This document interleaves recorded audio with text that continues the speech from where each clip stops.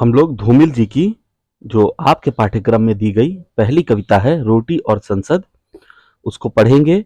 और पिछले वीडियोस में हम लोगों ने धूमिल जी के जीवन परिचय को जाना था, के जीवन से जुड़ी हुई महत्वपूर्ण बातों को जाना था, उनके विचारधारा को जाना था। अगर आप लोगों ने पिछला वीडियो नहीं देखा है तो उसका लिंक मैंने डिस्क्रिप्शन में दे दिया है। अब आइए इस कविता को पढ़ते हैं। इसका शीर्षक है रोटी और संसद। यह धूमिल जी की काव्य संग्रह कल सुनना मुझे से लिया गया है। एक आदमी रोटी बेलता है, एक आदमी रोटी खाता है। एक तीसरा आदमी भी है जो न रोटी बेलता है न रोटी खाता है, वह सिर्फ रोटी से खेलता है। मैं पूछता हूं यह तीसरा आदमी कौन है? मेरे देश की संसद मौन है। बहुत छोटी सी कविता जो सहज सरल और आम बोलचाल की भाषा में लिखी गई है। धूमिल की भाषा ही सहज सरल और आम बोलचाल की भाषा है। कोई लाग लपेट की भाषा नहीं है और न ही उनकी कविता में कोई भारी भरकम शब्द होते हैं, इसीलिए शब्दार्थ की कोई आवश्यकता नहीं है। उनकी कविता में कला पक्ष गौण होते हैं और भाव पक्ष प्रधान होते हैं। इसीलिए हम कविता को पढ़ते समय उनके भाव को समझने का, उनकी भावना से जुड़ने का प्रयास ज्यादा करेंगे। एक आदमी रोटी बेलता है। इसमें एक आदमी है किसान जो मेहनत मजदूरी करके अन्न उगाते हैं। एक आदमी है मजदूर, श्रमजीवी लोग जो सृजन करते हैं। पहली बार पहली पंक्ति में एक आदमी से कवि का आशय है किसान, मजदूर, श्रमजीवी लोगों से। एक आदमी रोटी खाता है। इसमें एक आदमी है इस देश की आम जनता जो किसान द्वारा उपजाए अनाज का उपभोग करते हैं, जो मेहनतकश मजदूरों के सृजन का उपभोग करते हैं। रोटी बेलने का अर्थ अनाज उगाना और सृजन करना है, और रोटी खाने का अर्थ है उपभोग करना। एक आदमी रोटी बेलता है, एक आदमी रोटी खाता है। एक तीसरा आदमी भी है, एक तीसरा आदमी भी है। यहाँ तीसरा आदमी है शोषक वर्ग, जमाखोर, मिलावटखोर, पूंजीपति, बिचौलिए, दलाल, जो न रोटी बेलता है न रोटी खाता है, वह सिर्फ रोटी से खेलता है। तीसरा आदमी अर्थात जमाखोर, पूंजीपति, बिचौलिए, दलाल, जिसका सरोकार न सृजन से होता है और न ही ये उपभोक्ता है। ये तो पहले दो आदमी के अधिकारों से, किसानों और मजदूरों के अधिकारों से तथा देश की आम जनता के अधिकारों से खिलवाड़ करता है, उनके हकों से खिलवाड़ करता है। रोटी से भी कवि का आशय केवल खाने वाली रोटी से नहीं है। रोटी पर्याय है आजीविका का, अधिकारों का। कैसे खिलवाड़ करता है, क्या खिलवाड़ करता है? तीसरा आदमी जो पूंजीपति है वह जमाखोर है। वह जमाखोरी करके अनाज की कमी दिखाता है और फिर महंगाई बढ़ाता है और रोटी को महंगा करके आम जनता की पहुंच से दूर करता है। इस तरह वह रोटी से खिलवाड़ करता है। इस तरह वह आम जनता के अधिकारों से खिलवाड़ करता है। तीसरा आदमी मिलावटखोर है। वह मिलावट करके रोटी से खिलवाड़ करता है।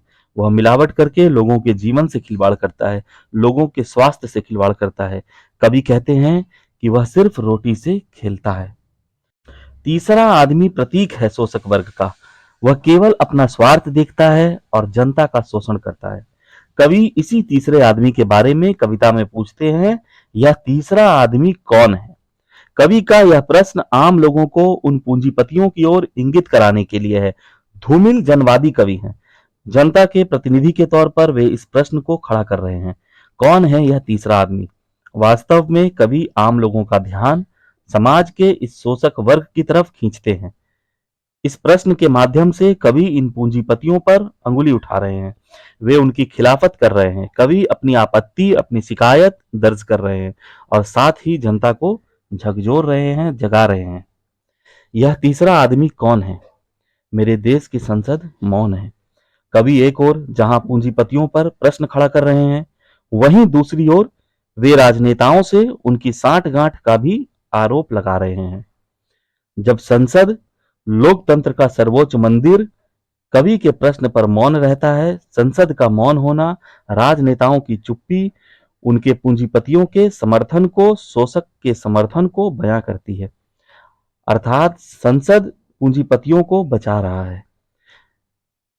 इसका सीधा सीधा मतलब यह है कि पूंजीपति जो कुछ भी करते हैं उसमें देश के राजनेताओं की भूमिका होती है, दोनों का सांठगांठ होता है। संसद पूंजीपतियों के हक में कानून बनाता है, जिससे मजदूरों का शोषण हो सके, किसानों का शोषण हो सके। वह लचर-पचर कानून बनाकर पूंजीपतियों को शोषण करने वालों को बचाता है। संसद में बैठे भ्रष्ट नेता ही उन पूंजीपतियों की ढाल है। धूमिल अपनी कविता रोटी और संसद के माध्यम से पूंजीपति वर्ग पर प्रश्न उठा ही रहे हैं, साथ ही वे भ्रष्ट नेताओं को भी कटघरे में खड़ा कर रहे हैं। संसद के मौन होने से उनका सीधा सीधा आरोप है कि राजनेता पूंजीपतियों से मिले हुए हैं, इसीलिए संसद इस प्रश्न को टाल रहा है, इसीलिए तो वह मौन है, इसीलिए तो संसद के पास कोई जवाब नहीं है। हम आज भी देखते हैं कि देश का बागडोर जिन नेताओं के हाथ में है, वे किस तरह से चंद पूंजीपतियों के, अदानी और अंबानी जैसे लोगों के हाथ की कठपुतली बने हुए हैं। नेताओं और पूंजीपतियों के इसी साठगांठ पर ही तो विद्रोही कवि नागार्जुन लिखते हैं, खादी ने मलमल से अपनी साठगांठ कर डाली है, बिड़ला टाटा दाल मियाँ की 30 दिन दिवाली है। पूंजीपतियों की तो 10 अंगुलियां घी में होती है। नेता अपनी हिस्सेदारी लेकर अंधे बहरे और गूंगे बन जाते हैं। शोषण अंततः जनता का होता है। अब आइए इस कविता के विशेष को जान लेते हैं, इसके काव्यगत सुंदरता को समझ लेते हैं। भाषा सहज सरल और आम बोलचाल की भाषा है। जनवादी स्वर इसकी एक विशेषता है। आम जनता की भूख और बदहाली को स्वर दिया है धूमिल ने।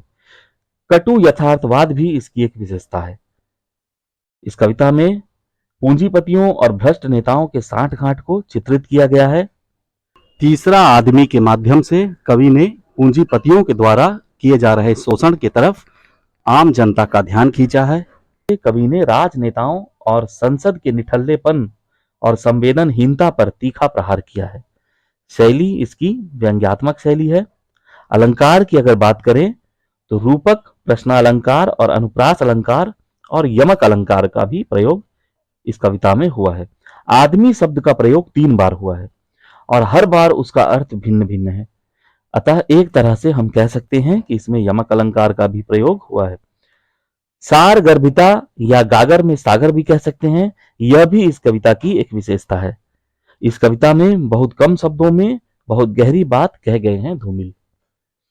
आशा करता हूं कि आपको यह कविता समझ में भी आया होगा और अच्छी भी लगी होगी। अगर कोई बात आपको न समझ में आई हो तो आप कमेंट करके अवश्य बताएं। नोट्स पाने के लिए आप हमारे टेलीग्राम चैनल को सब्सक्राइब करें। आप जैसे जैसे टेलीग्राम चैनल को सब्सक्राइब करते जाएंगे, आपको सारे नोट्स वहीं पर उपलब्ध करवा दिए जाएंगे।